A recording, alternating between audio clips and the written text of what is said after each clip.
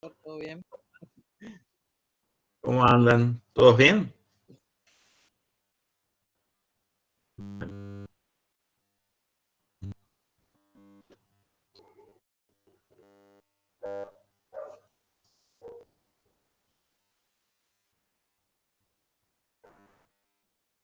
Yo sí, después de toda la tarde en la pesada reunión de Ah, sí, ¿qué tal? re duró desde hasta las 5 y media pasadas, porque estaba Héctor. Se armó. Después te voy a llamar y me vas a hacer la síntesis. Habrá estado Raro, el profesor no me ha preguntado los temas de costo que presentaron. Ah, Porque vio que presentaron unos gráficos de costo y justo estaba. qué bueno. Hay personas que se sienten obligadas a tener que hacer alguna. No, pero él tenía razón desde el punto de vista de costo, lo que él decía. Ah, qué bueno. Bueno, después De mañana me parece que fue cortita. Igual, cuenta el chisme, acá te están pidiendo. no hay chisme, estamos jodidos, no. Bueno, estamos en situación complicada. Bueno, después vamos a contar, en realidad me interesa, pero ya esta tarde tuvimos otra reunión, así que Me va a interesar porque le va a tocar algo. imagino que sí. Le va a interesar. Imagino que sí. Bueno, vamos a tratar de. Profe, antes de empezar una consulta que me hizo una chica que por el correo institucional que dice que le mandó, no le contestó. Ella no pudo asistir a la clase porque trabaja, pero hizo todos los trabajos prácticos y quiere rendir el parcial. Quiere saber si puede rendir. Sí, sí. Yo recibí el correo de ella, me parece que hoy recién, así que. O sea, yo no miro todo el día porque no tengo conectado, pero suelo mirar por secretariado y justo miré y vi el de ella. Yo tengo el correo de Ellenberg, no sé si se lee ella. Sí, la misma. Bueno, pero eso lo tengo que me escribió hoy a 14:53. No, ya. Antes. Sí, no me envió los correos, me dijo nomás a mí que le mandó muchas veces que usted no le contestó y por eso quería que yo le conteste o se quería comunicar con usted. Es raro, pero el de hoy lo tengo presente. Pero Fue lo que ella me dijo, pues yo le contesté lo que le pude contestar y lo que no le pude contestar era, me imaginé que igual le dije que creo que no iba a haber problema porque estamos tomando asistencia. no, por supuesto. Pero la duda, y si además tiene todos los trabajos del aula aprobados. Sí. No, el problema era la idea era hacer más que nada los ejercicios evaluatorios, porque eso marca un poco el proceso de aprendizaje. Sí.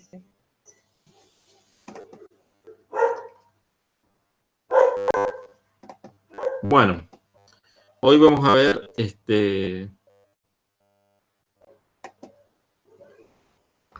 la unidad 5.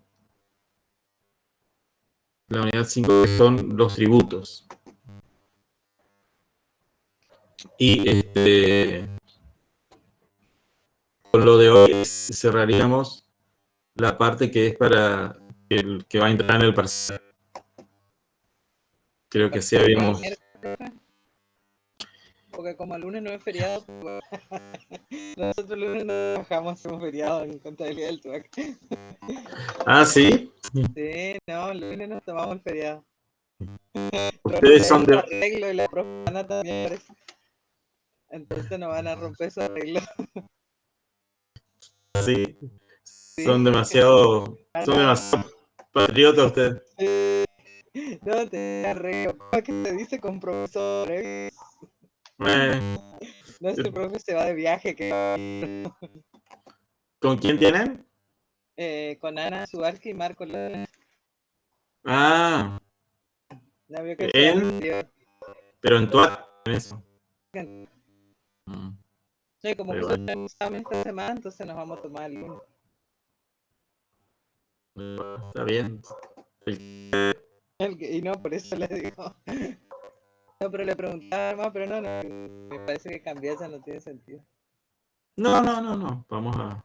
Ay, Gisela le quiere hacer una consulta, dice, sí, Gisela. Bueno, escuchemos.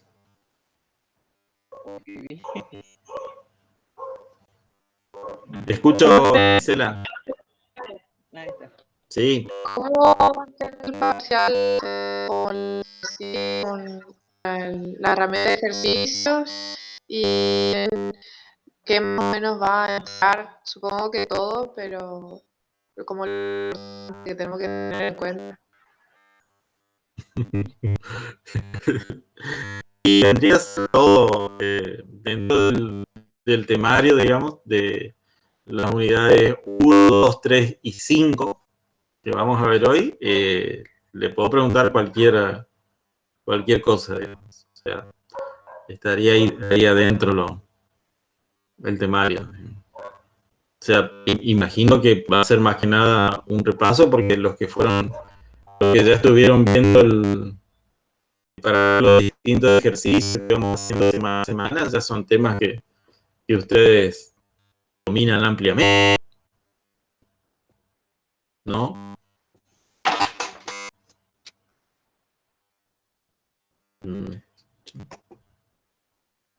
Bueno, profe, Hola, sí, ¿me sí. escuchan?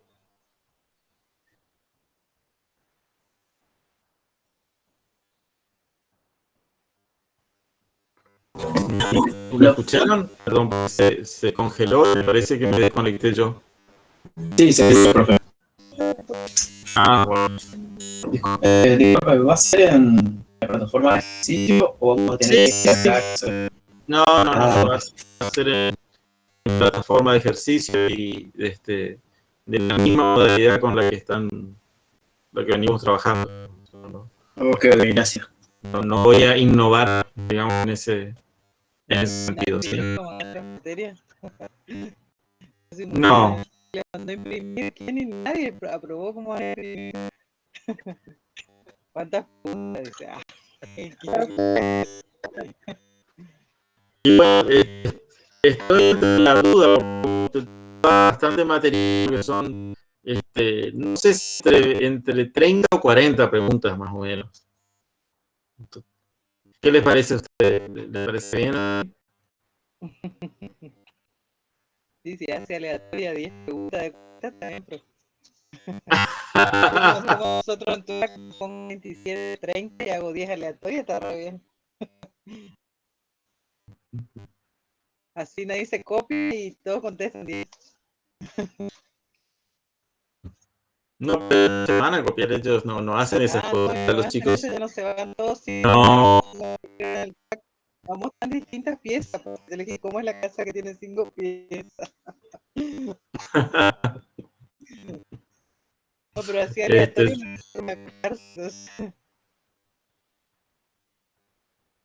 Así que bueno, veremos cómo hacemos. Pero tener 10 para contestar, 10 preguntas. Bueno, ¿alguna otra consulta sobre el parcial? El tiempo, pregunta Karen. ¿Y el mismo tiempo que práctico? Seguramente no. Y estuvimos trabajando en 5 preguntas, media hora. Pero bueno, como esto va a ser más de repaso, va a tener 45 minutos. Profe. Sí, Gisela. Una pregunta. Sí. A mí me pasó en uno de los primeros, me acuerdo que fue, que yo el primer intento saqué 64 más o menos. hice otra vez el segundo intento, que menos, o sea, ahí ya quedó libre, ya se puede recuperar, digamos, el ejercicio. Cuando hice después, tomé el mayor puntaje. No. Sí, el de mayor puntaje, ese es el que tomé como válido. Bueno, gracias. Se pasó que algunos en un primer intento alcanzaron un puntaje bueno y después hicieron un segundo intento y no sé si se les cerró la página, estaba 0 puntos, por supuesto. Ese le tomé el válido. Y viene bien la pregunta, porque en este caso, ser un parcial no va a tener intentos. ¿Sí? Va a tener un intento único. Porque estamos hablando no de un ejercicio evaluatorio, sino de un parcial. Entonces los parciales, es razonable, digamos, que sea un intento único. Único y definitivo, digamos. Entonces cuidado que al no volver para atrás, porque a veces te borra todas las respuestas. Sí, yo generalmente pongo la alternativa, la opción de grabar las respuestas. Está bueno. Aparte, se vuelve para atrás y se borra todo y tiene que volver a hacer. Sí. Ahí Isabel pregunta, el profe dice que ya no alcanzó el primer ejercicio. Si puede hacer igual el parcial, dice. Sí. Los que no van a poder hacer el parcial claramente son los que nosotros vamos a tener 7 ejercicios porque, o sea, antes del martes está el viernes, digamos. Y el viernes seguramente va a haber un ejercicio de lo que charlemos hoy, de este último punto, ¿no? Entonces, antes del martes, el viernes. Vamos a tener un ejercicio de tema.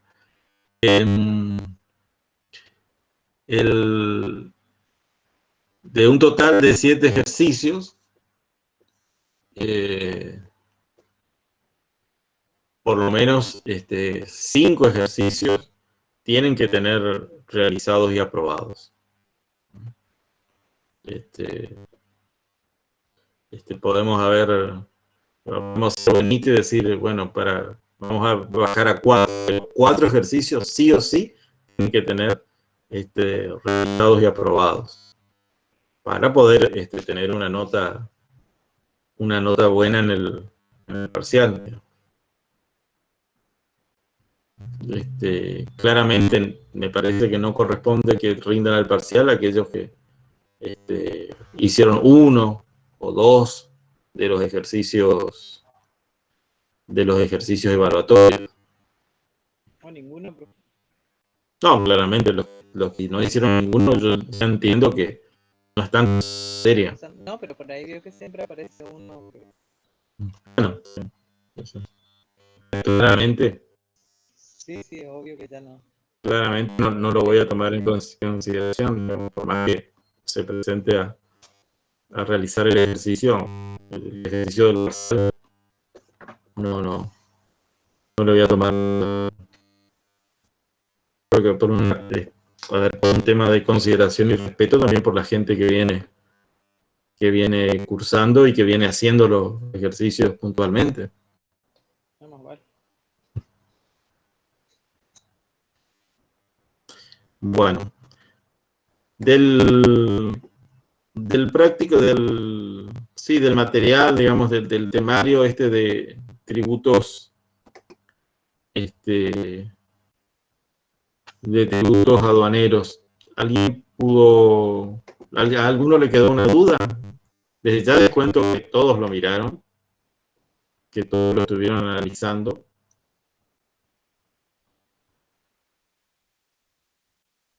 Consulto qué dudas, qué cosas, qué dudas que surgieron. Si estuvo bien explicado todo.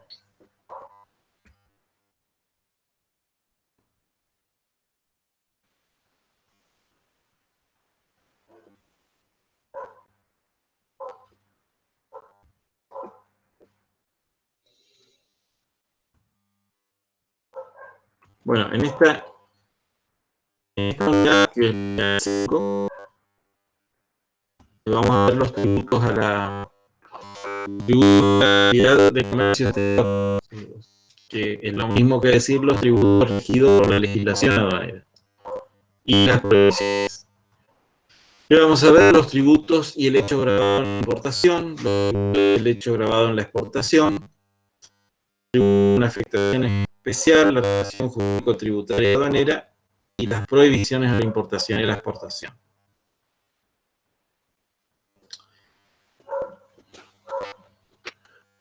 Los tributos aduaneros, en general, conocemos como el nombre de tributos aduaneros a los tributos que gravan tanto la importación como la exportación. Recordemos: importación, introducción de mercaderías en el territorio aduanero; exportación, extracción o egreso de mercaderías en el territorio aduanero. Como parte de la soberanía, el Estado, de la soberanía que tiene el Estado, él tiene la facultad de fijar diferentes tributos. Esta facultad es ejercida por el Congreso conforme lo establece la Constitución Nacional. En materia tributaria es necesario conocer los elementos de los tributos, que son hecho imponible, momento imponible, base imponible y alícuota. Estos elementos también están presentes en los tributos aduaneros. Entonces, en principio, tenemos que tener en cuenta que es la propia Constitución Nacional la que le da la posibilidad de crear tributos. ¿Y quién dentro del Estado tiene la facultad de crear los tributos? El Poder Legislativo, es decir, el Congreso de la Nación. Todo tributo, ya sea lo que llamamos tributos internos, como por ejemplo los impuestos, las tasas y las contribuciones, y además los tributos externos o aranceles externos, que son los derechos de importación y exportación, por ejemplo, tienen estos elementos: un hecho imponible, un momento imponible, una base imponible y una alícuota. Entonces, tanto estos elementos los vamos a encontrar tanto en los tributos internos, como por ejemplo el impuesto que ustedes tengan en medio, cualquier impuesto que ustedes ocurra, como también en los derechos a la importación y exportación. Por ejemplo, el hecho imponible en la materia impositiva, es decir, el hecho imponible de un impuesto, nos referimos a lo que el legislador quiso gravar. ¿Qué significa lo que el legislador quiso gravar? Es aquello que debe tributar. Es decir, cuando hablamos de hecho imponible, nos respondemos a la pregunta: ¿qué cosa? ¿Qué es lo que quiso gravar el legislador? ¿Qué es lo que quiso que genere una obligación de tributar por parte de un determinado particular? El hecho imponible, una vez realizado, faculta al Estado a exigir el tributo y obliga al usuario del servicio aduanero, importador o exportador, al pago del mismo. Entonces, una vez se produce el llamado hecho imponible, por un lado el Estado adquiere la figura o el rol de acreedor, es decir, tiene derecho a pedir que se le pague, y el importador y el exportador adquieren la figura de deudor, pasan a ser deudores del fisco. ¿Y por qué? Porque tienen que pagar el tributo aduanero. Y en las importaciones y exportaciones, ¿cuál es ese hecho imponible? El hecho imponible que se encuentra grabado es la importación y la exportación definitiva, en los cuales la mercadería ingresa o egresa, según el caso, del territorio aduanero, pero en forma definitiva. ¿Se acuerdan ustedes que en las clases pasadas, cuando hablábamos de importación y exportación, de las destinaciones definitivas, tanto de importación y de exportación, era obligatorio pagar los tributos, mientras que en las destinaciones suspensivas, tanto de importación como de exportación, era suficiente con garantizar los tributos. Una vez que se cumplía se cumplía el plazo de la exportación o importación suspensiva, se desafectaba y el importador y el exportador, en este caso, no pagaban absolutamente nada al Estado. Una vez que se cumplía con la destinación suspensiva, desaparecía la obligación del importador y exportador frente al Estado. No obligación de pago, sino obligación de garantizar. En este caso de la importación y exportación, es oportuno recordar que el hecho grabado está en relación con la salida, en el caso de la exportación, o con el ingreso, en el caso de la importación, de mercadería al territorio aduanero. Conforme a los primeros artículos del Código Aduanero, es posible que se definan diferentes ámbitos y territorios. En un mismo territorio político pueden existir un ámbito arancelario y otro ámbito no arancelario, definiendo diferentes territorios aduaneros e incluso territorios no aduaneros. ¿Se acuerdan de esto que hablamos de el territorio aduanero general, territorio aduanero especial, la zona franca? Bueno, a eso se refiere esta parte. Como ejemplo, a una zona franca que se encuentra dentro de una provincia y que no se considera territorio aduanero, pueden ingresar y egresar mercaderías por ser territorio aduanero general. Se perfecciona una importación o una exportación, hecho que está grabado de acuerdo al arancel aduanero en rigor, sin pasar en ningún momento por las fronteras políticas de la nación. ¿Se entiende? Si nosotros tenemos una determinada zona franca y de la zona franca sale al territorio aduanero general mercadería, es posible que se tenga que pagarse aranceles. Entonces va de la zona franca al territorio aduanero general. Y sin embargo, todo está dentro de una misma provincia. ¿Por qué? Porque justamente esto que vimos en los primeros meses,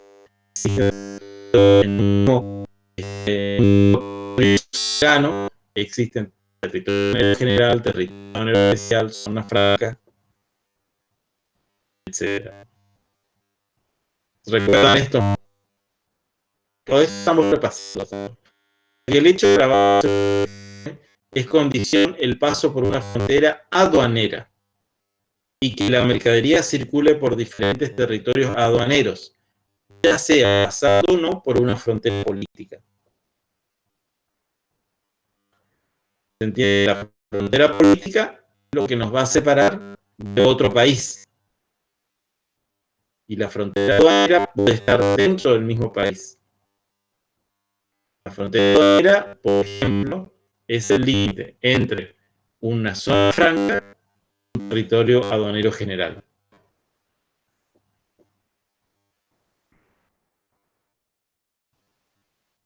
Dicho sea de paso, se estuvieron dando en estos días.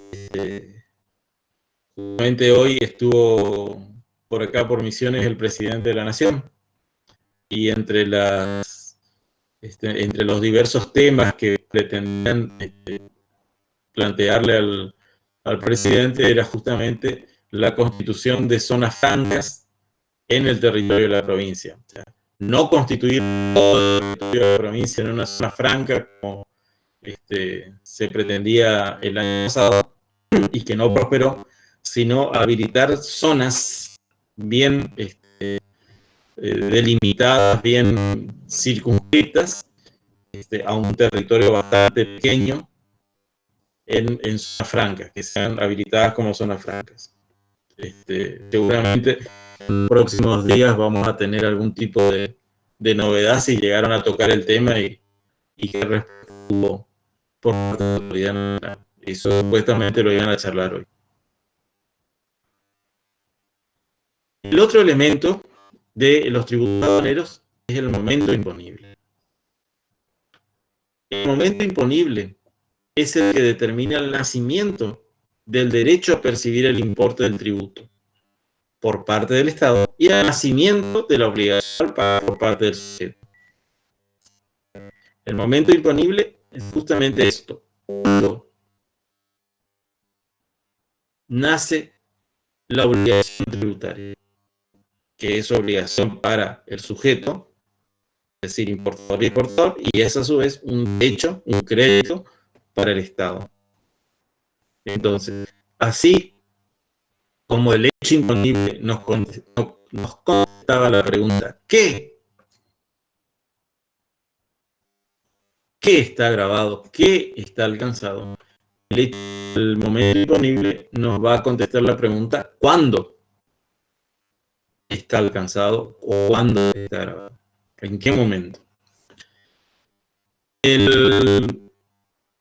El momento imponible, la definición del hecho imponible, o sea, establecer cuándo se produce el momento imponible, define y congela las características fiscales de la operación. ¿A qué se entiende por las características fiscales de la operación? El régimen jurídico de la mercadería, el régimen de prohibiciones, los organismos de intervención previa, la posición arancelaria. Son las vigentes a la fecha que se produce el momento imponible. La fecha en que se verifica el momento imponible. Ni antes ni después. En la importación, ¿cuál es el momento imponible? Según el artículo 77 del Código Aduanero, el momento imponible se define así. Es aplicable el derecho de importación establecido por la normativa vigente en la fecha de, y todo son momentos aplicables. La entrada del nuevo transportador territorio aduanero cuando la solicitud de destinación de importación para consumo se hubiera registrado hasta con 5 días de anterioridad a dicha fecha y ello estuviera autorizado.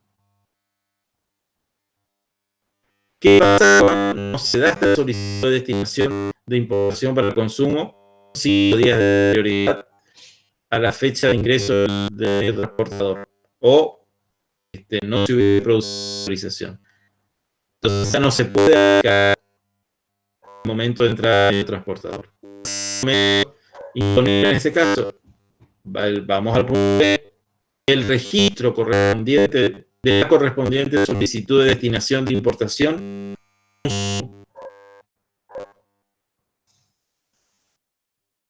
el registro de la declaración cuando la misma se efectúe luego que la mercadería hubiera sido destinada de oficio en una importación para consumo.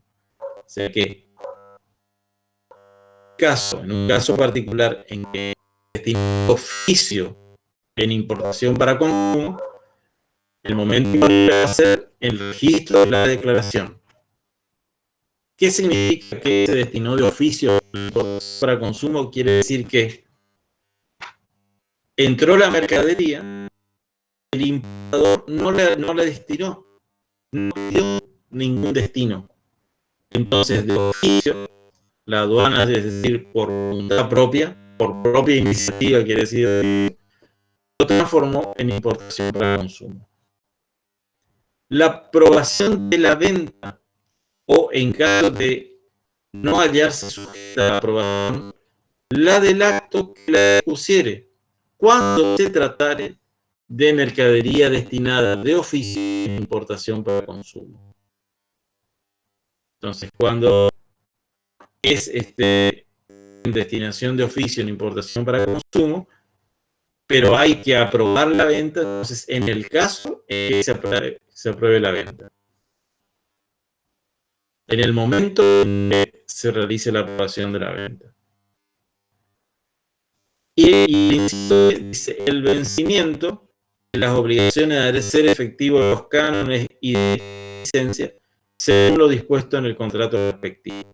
Es decir, que cuando se trate de importación de intangibles que tengan que ver con cánones y derechos de licencia, el momento importante se da cuando se vence la obligación para hacer efectivo estos cánones y el derecho de licencia. Es decir, cuando hay que pagar por los intangibles, según lo dispuesto en el contrato respectivo. Entonces acá lo que se toma es el vencimiento de las obligaciones de contraprestación conforme a lo que está establecido en el contrato.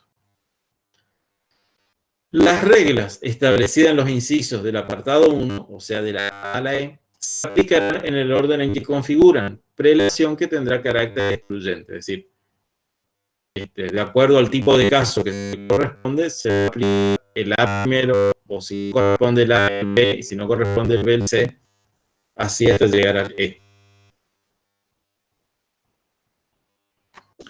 Ahora, en la operación de exportación, ¿cuál es el momento disponible? Esto está establecido en el artículo 726 del Código Aduanero. Fíjense que para exportación es más simple. Es aplicable el derecho de exportación establecido por la norma vigente en la fecha del registro de correspondiente de destinación de exportación para consumo. O sea, cuando se registra la solicitud de destinación de exportación para consumo, destinación definitiva, recordemos, de exportación para consumo, en el momento hay que aplicar el derecho de exportación. Es decir, ese es el momento imponible en la exportación. Pasamos al siguiente elemento. El siguiente elemento es la base imponible. La base imponible es el valor en aduana de las mercaderías que se importan o se exportan para consumo. Es la base de cálculo de los tributos y está definida por diferentes normas. Entonces, repetimos. Base imponible es el valor en aduana de las mercaderías. Se importan o se exportan para consumo.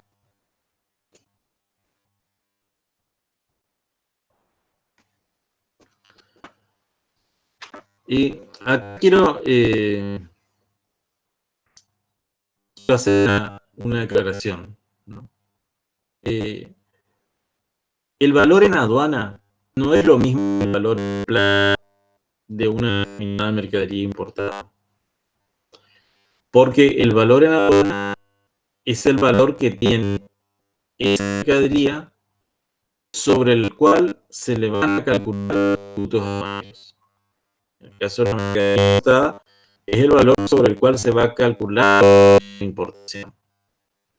El valor de esa mercadería en plaza sería justamente, en líneas generales estoy hablando, ¿no?, el valor en aduana más los derechos de importación y otras tasas aduaneras que se le aplicaran. Entonces, generalmente el valor en plaza de una mercadería importada es mayor que el valor en aduana.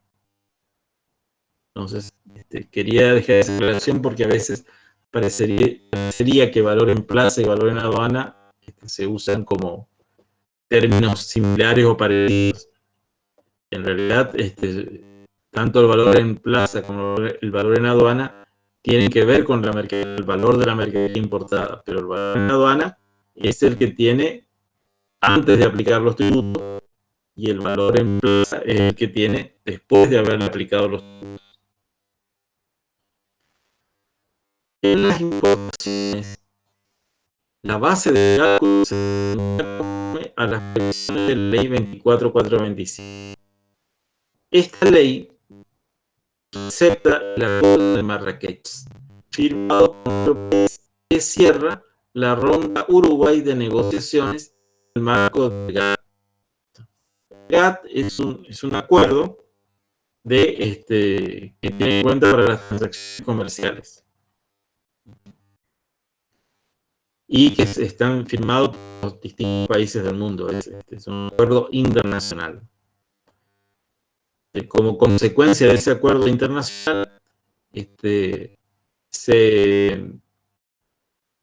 los distintos países que conforman el GATT, digamos, este gran acuerdo, han firmado a su vez un acuerdo, que es el Acuerdo de Marrakech, en el cual todos se pusieron de acuerdo para que la base de cálculo sea justamente la que después, por ley 24425, se adoptó en nuestro país. O sea que la base para las importaciones está establecida. Ahora, este acuerdo de Marrakech forma parte de nuestro esquema jurídico, de la estructura jurídica del Estado argentino. Sí, porque de acuerdo al artículo 75, inciso 22 de la Constitución Nacional, los acuerdos internacionales que suscribe Argentina obtienen jerarquía constitucional, es decir, que pasan a integrar la propia Constitución.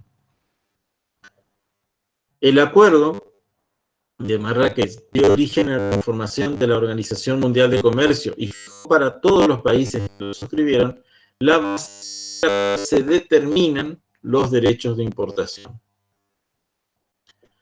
El motivo que generó fue la necesidad de evitar la discriminación, que sería un sinónimo de diferenciación de mercaderías, que podría producirse a la hora de fijar los derechos de importación.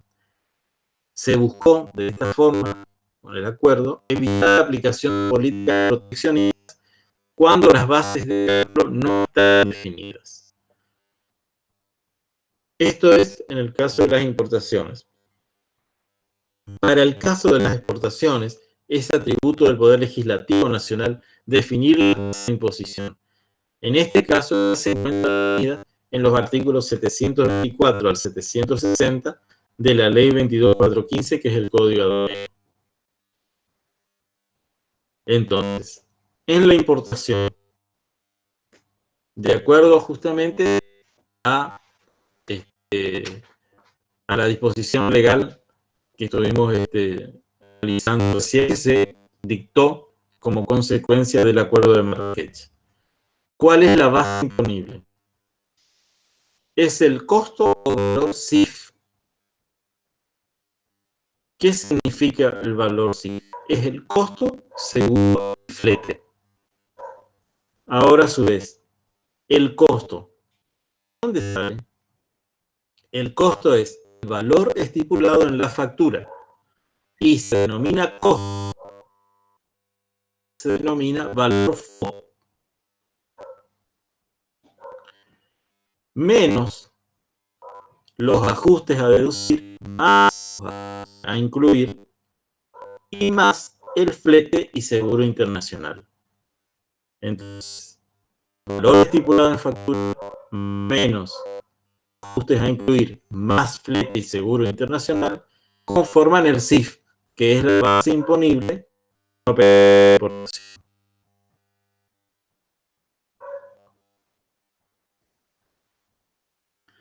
En la operación de exportación, ¿cuál es la base imponible? El costo o valor FOB. ¿Y qué significa menos que el valor imponible de la mercadería? FOB para operaciones por vía acuática o aérea, y que asume el nombre de FOT o FOR para operaciones por vía terrestre según el medio de transporte que se utiliza. FOT es para cuando es el caso en que el medio de transporte utilizado es tren, y FOR es para los casos en que el medio de transporte utilizado es autopista. sea ruta para nosotros, ruta o camino, o sea vial.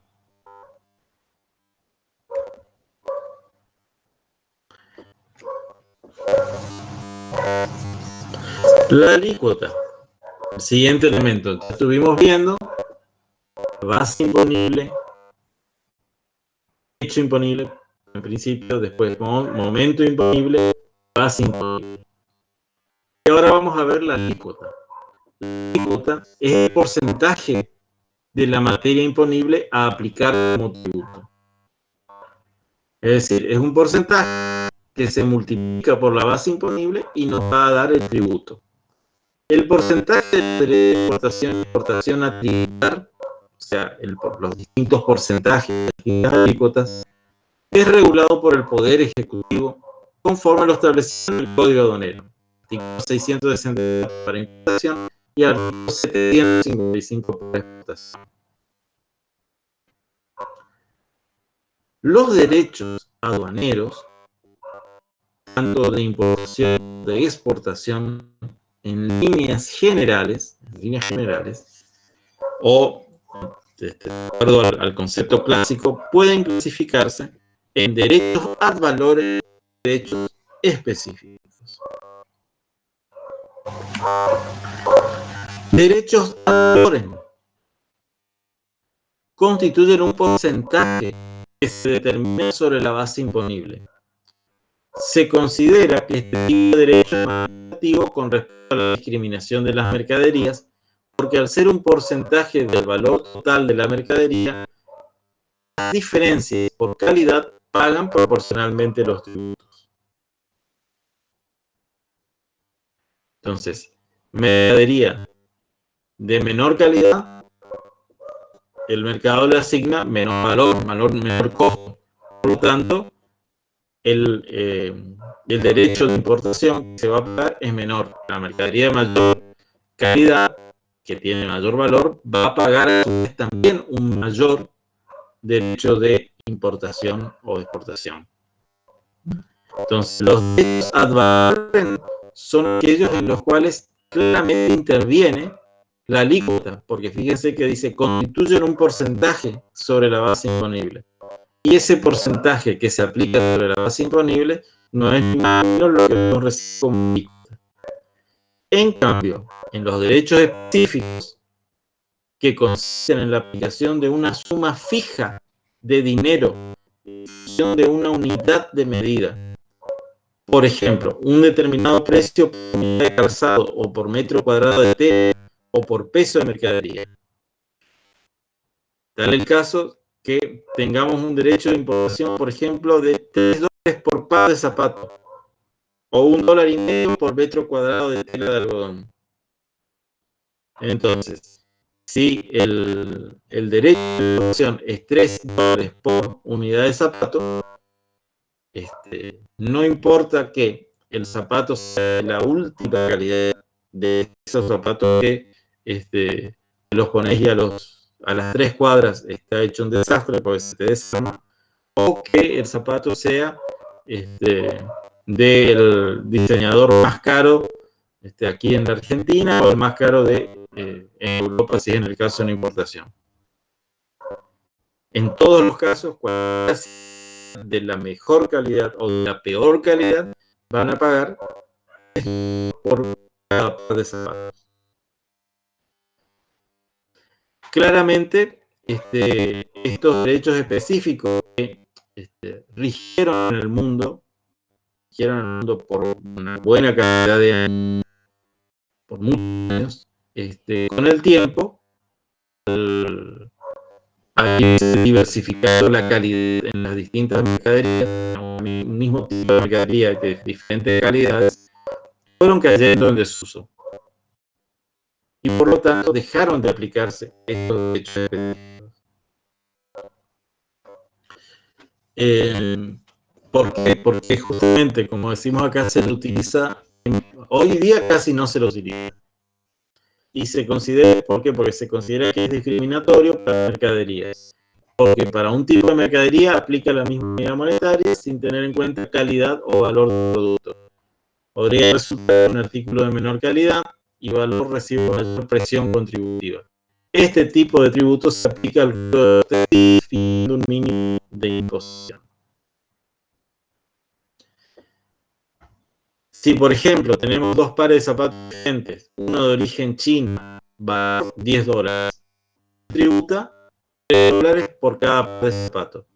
En ese caso sería un 23% en concepto de derechos. Fíjense que alto el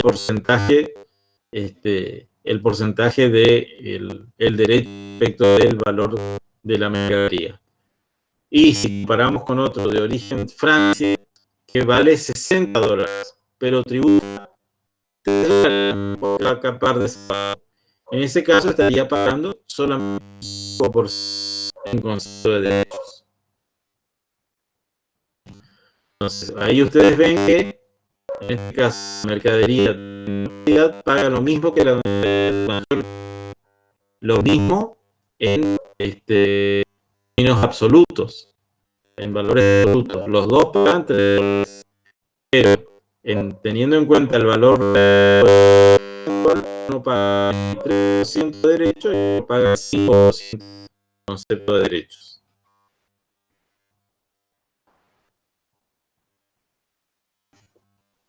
Si llevamos esto a los derechos de exportación,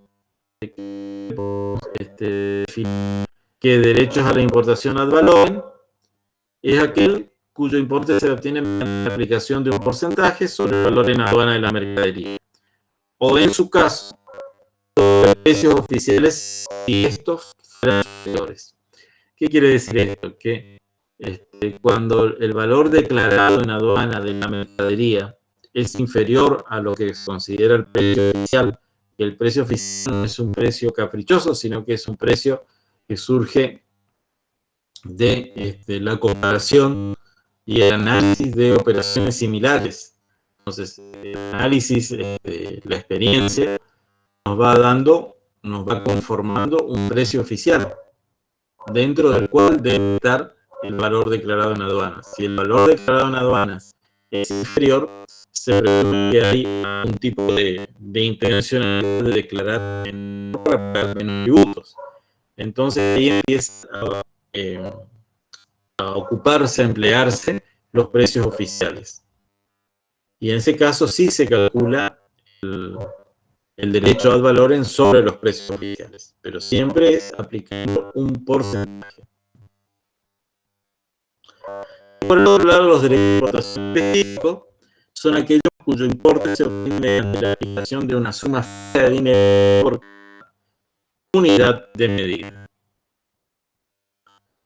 Correlativamente, los derechos a la exportación ad valorem son aquellos cuyo se obtiene aplicando un porcentaje sobre el valor imponible de la mercadería o, en su caso, sobre precios oficiales.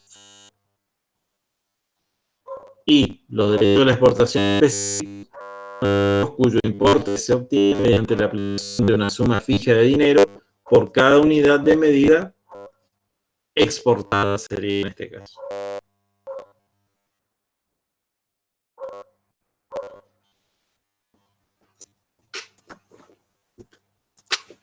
Bien, ahí hablamos de los derechos aduaneros, derechos de importación y derechos de exportación. Pero además de los derechos de importación y exportación, hay otros tributos también que gravan la importación y la exportación.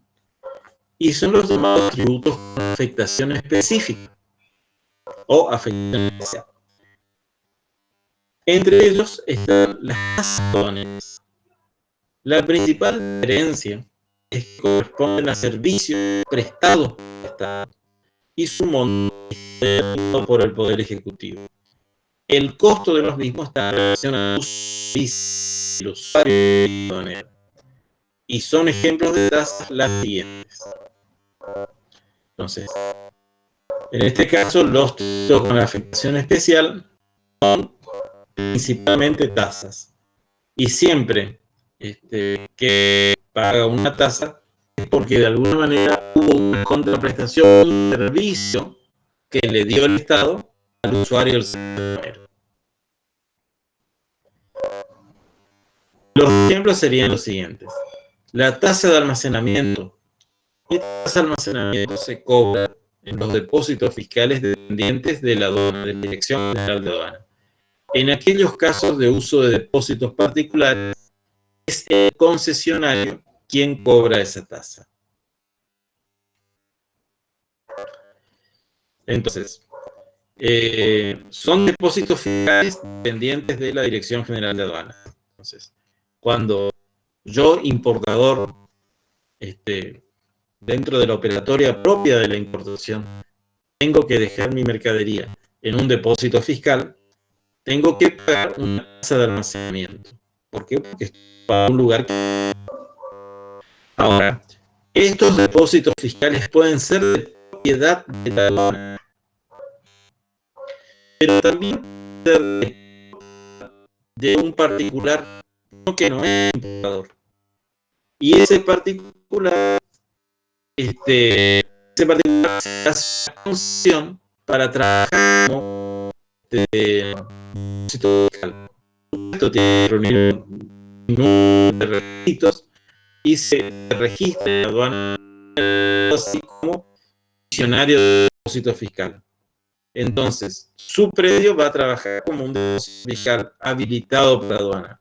A él hay que pagarle la tasa de almacenamiento. Yo, que soy importador y que pongo mi mercadería en ese depósito habilitado como depósito fiscal, tengo que pagar la tasa de almacenamiento al dueño del depósito fiscal. Otra tasa es la tasa de comprobación de destino. En algunas operaciones de importación, el servicio aduanero debe realizar controles sobre la tenencia de la mercadería por tiempos definidos. En estos casos, el servicio aduanero realiza visitas periódicas a las empresas para constatar dónde se encuentra la mercadería. Por ejemplo, si yo importé de Alemania, supongan ustedes, un tomógrafo para mi clínica particular. Yo soy dueño de una clínica, o soy director de una sociedad anónima que trabaja como clínica. Y en un trámite de importación me traje un tomógrafo de Alemania. Como es un bien de uso, seguramente lo declaré con esas condiciones y me acogí a algún beneficio que la aduana, a través justamente de y la clasificación arancelaria, está establecido como que tiene reducción de alícuotas, menos hechos de importación que si hubiera importado otro producto, porque lo voy a usar en una determinada actividad. Y declaré eso de aduana y me comprometí a usarlo en eso que dije que iba. Por lo tanto, la aduana después va a ir y comprobar, con el transcurso del tiempo, va a ir y comprobar una o dos o tres veces lo que sea. Yo estoy realmente mi tomógrafo para lo que yo me comprometí a hacerlo. Entonces, yo, cuando me comprometí a darle tal cual uso, lo que hice es comprometerle a dar un destino. Lo que hace la aduana después es comprobar ese destino. Como una contraprestación a esa actividad que tiene la aduana de ir y comprobar el destino, es que se paga una tasa de comprobación de destino. Se paga a la aduana una tasa de comprobación de destino. Otra tasa es la tasa de servicio extraordinario, que es una tasa que se cobra al usuario por los controles de la aduana, de importación y exportación, en lugares operativos y fuera del horario habitual de trabajo del servicio. Un ejemplo muy común es cuando ustedes ven la carretera costanera y ven en el puente cruzar los camiones. con contenedores y carga pesada, remolques, remolques con acoplados y demás. Si lo hace hasta el horario de las 7 de la tarde, no tienen que pagar esta tasa de servicios extraordinarios.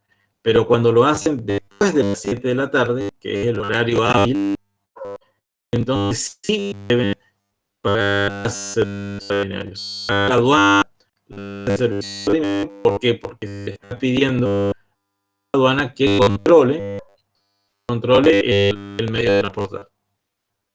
El medio de transporte, que puede ser con un camión o un remolque.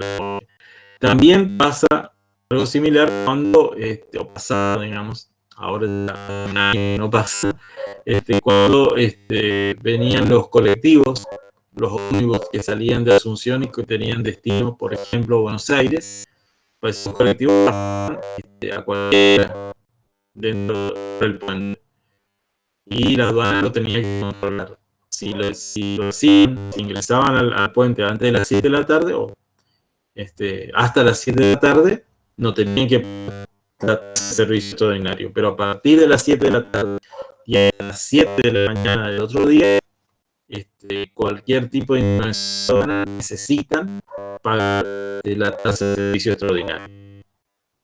Realizan el mismo puente, pero fuera del horario actual del trabajo de servicio aduanero, que es de 6 de la mañana hasta 7 de la tarde.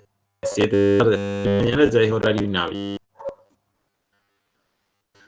La otra tasa que generalmente se aplica es la tasa de estadísticas. La tasa de estadísticas, todas las operaciones están sujetas al pago de la tasa. Y esta tasa tiene el sostenimiento del Instituto Nacional de Estadística y Censos, para poder llevar el registro estadístico de ahí las tasas.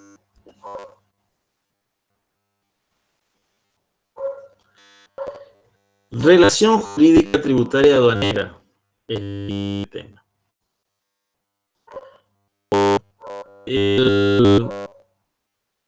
El ámbito de la relación jurídica tributaria aduanera se da dentro del estudio de lo que llamamos el derecho tributario. En general, todo lo que vinimos viendo desde prácticamente el primer día que arrancamos con nuestras casas, está en el ámbito del derecho tributario.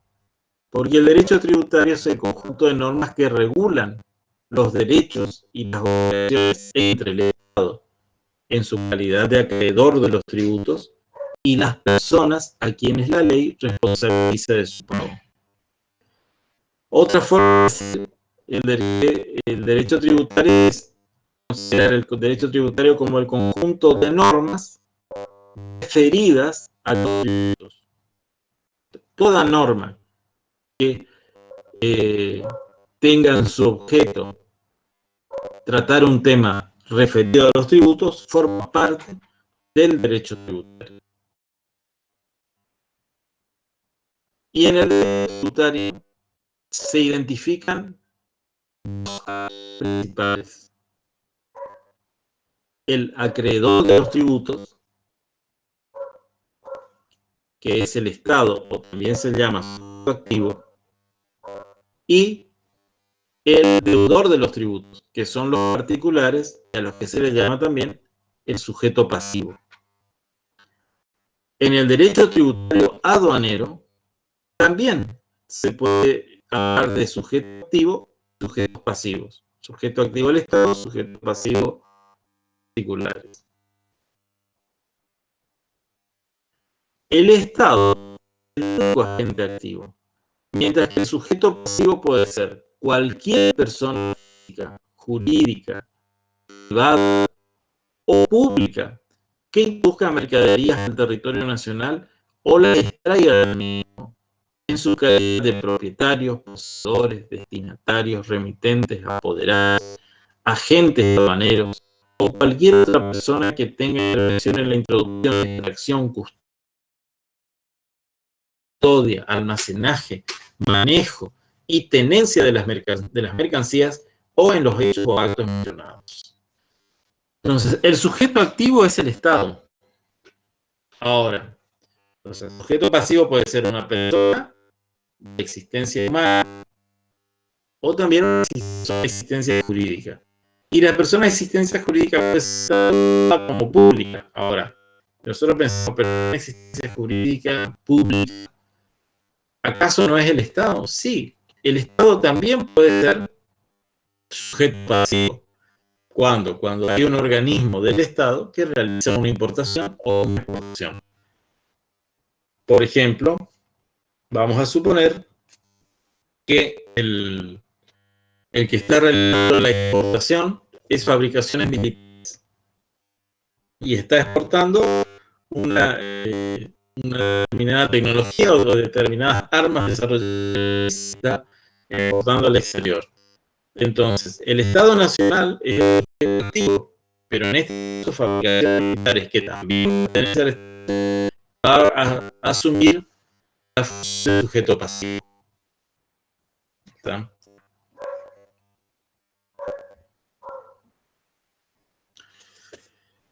Giuliani von Rusch, von Rusch es el apellido, ¿no? Giuliani define la relación jurídica tributaria como relación integrada por los correlativos de obligaciones del derecho del poder tributario que alcanzan al titular de este por una parte y a los contribuyentes por otro.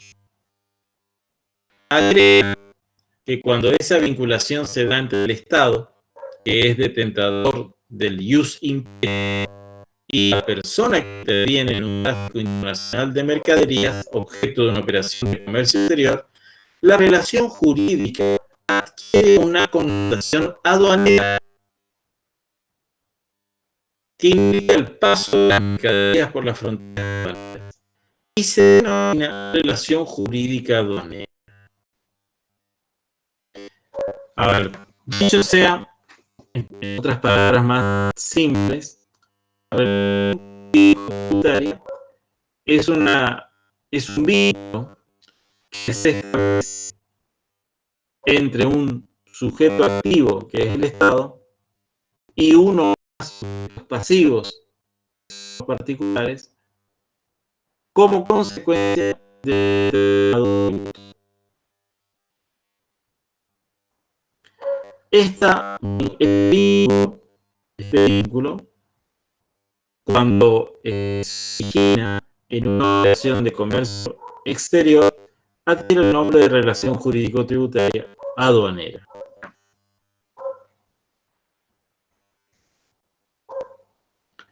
Finalmente, el último punto de nuestra unidad del día de hoy habla de las prohibiciones a la importación y a la exportación. Cuando hablamos anteriormente del régimen de prohibiciones. Cuando hablamos de mercaderías, ¿se acuerdan que hablamos de mercaderías?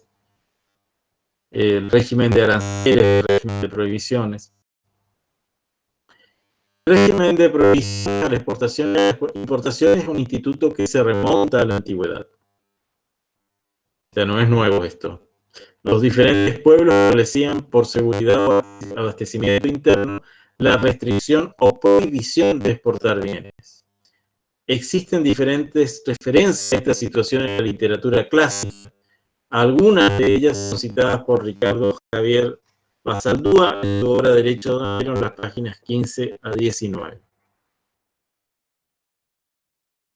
Las prohibiciones son establecidas por el Congreso mediante la sanción de leyes o por el Poder Ejecutivo Nacional a solicitud de distintos organismos, Secretaría de Comercio, SENASA, Secretaría de Medio Ambiente, del que depende Flores, etc.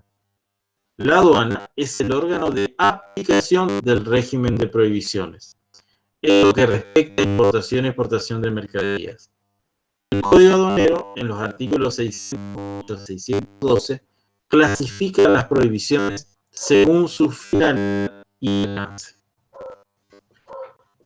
Bueno, ahora va una pregunta al público. pregunta al mi distinguido público. Ustedes últimamente, diríamos, entre hoy y ayer, digamos, ¿escucharon hablar de alguna limitación, alguna prohibición de exportación?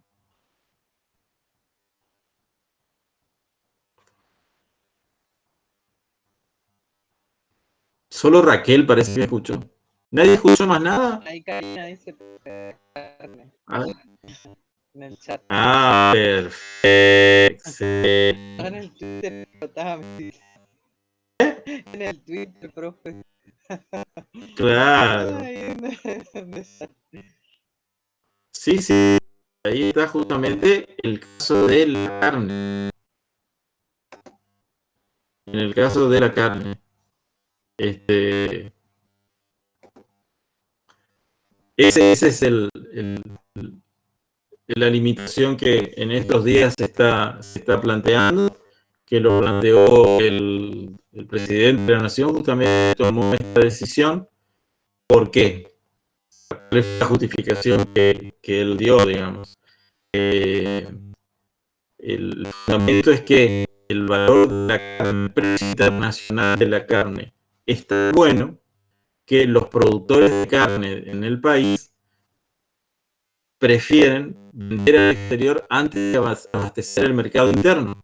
Entonces, cuando el mercado interno queda con poca oferta, no sé si ustedes recuerdan de economía, cuando la oferta disminuía, ¿qué pasaba con el precio? ¿Recuerdan de esto? Cuando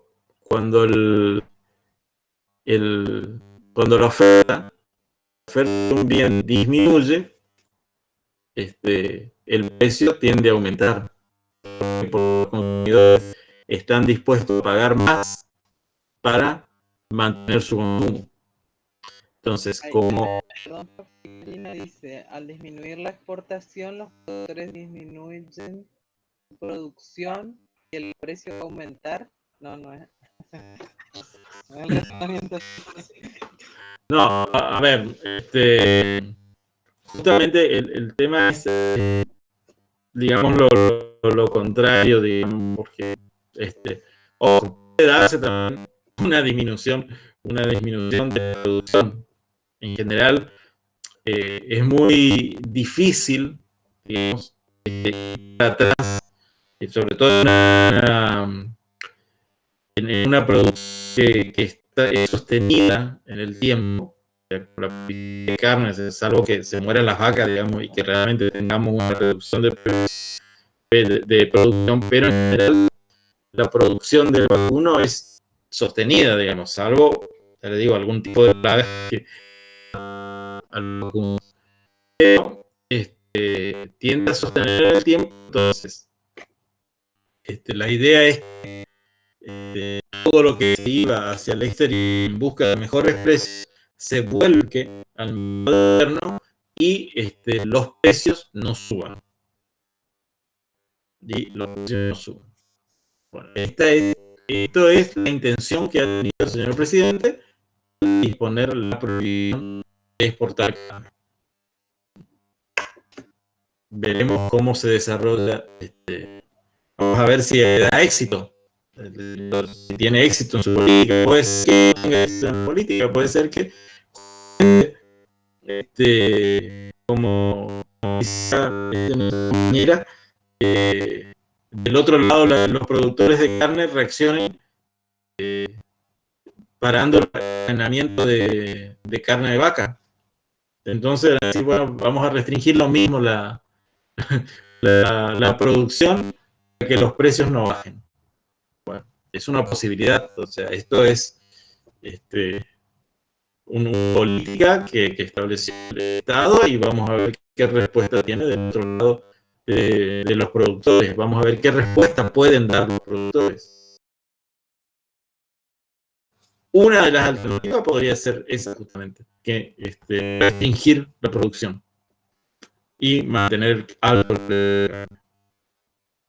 Pero bueno, esto es algo que veremos en los próximos días, cómo se desarrolla la estrategia. Pero bueno, viene ahí que Nuestra compañía que estaba bien informada y nos pudo contestar esto del tema de la carne, porque es lo que está en este momento, lo que se está conociendo.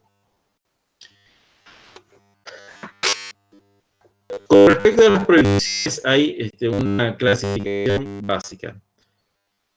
La clasificación puede ser por su finalidad o por su alcance. Hay una clasificación de dos criterios: el criterio finalidad y el criterio alcance. El criterio finalidad clasifica las prohibiciones económicas y no económicas, y el criterio alcance clasifica prohibiciones en absolutas y en relativas. Prohibiciones económicas son prohibiciones establecidas, por ejemplo, para asegurar un adecuado ingreso para el trabajo nacional, combatir la desocupación, para proteger los derechos de la propiedad intelectual, industrial y comercial, para poder proteger para actividades nacionales, para estabilizar los precios internos, para atender necesidades de finanzas públicas, etc. Prohibiciones económicas son prohibiciones establecidas por seguridad pública o defensa nacional, política nacional, salud pública, política alimentaria, sanidad animal o vegetal, conservación de especies vegetales y animales, protección del patrimonio artístico, histórico, arqueológico, científico, preservación del medio ambiente, preservación de los recursos naturales y prevención de la corrupción. Todas estas son prohibiciones de carácter no económicas. Fíjense todas las distintas razones, las distintas justificaciones que tienen las prohibiciones. Pregunta obligada: el tema de la carne, ¿qué prohibición es? ¿Económica o no económica? Les escucho.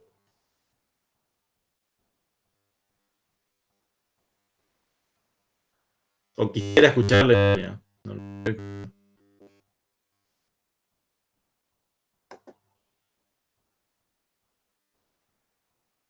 ¿Qué les parece a ustedes?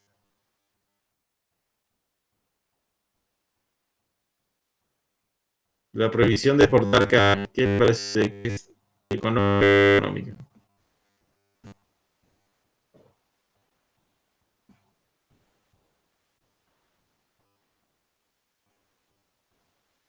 Económica, dice Karina. Perfecto, Karina.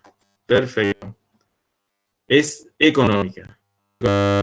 Y dentro de las económicas que vimos recién, aquí nosotros dimos algunos ejemplos de razones nomás.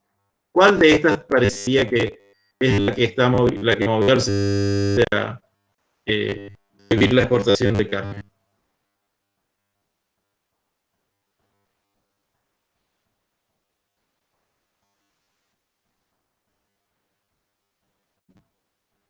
¿Lo ven? ¿Cuál les parece a ustedes que puede ser?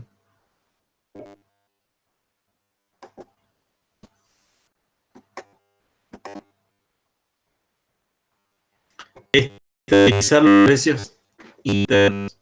Claramente esa es.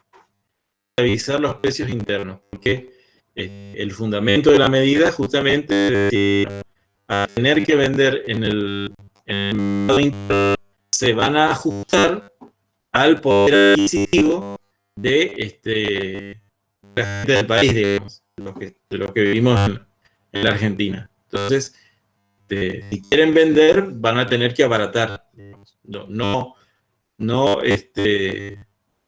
guiarse por precios internacionales. Entonces, la idea es justamente estabilizar precios internos. Muy bien. Y después la otra clasificación es en prohibiciones absolutas, prohibiciones relativas.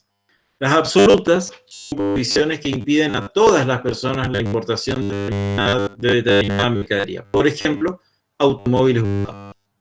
Nadie puede importar automóviles usados, todos tienen que importar automóviles 0 kilómetros.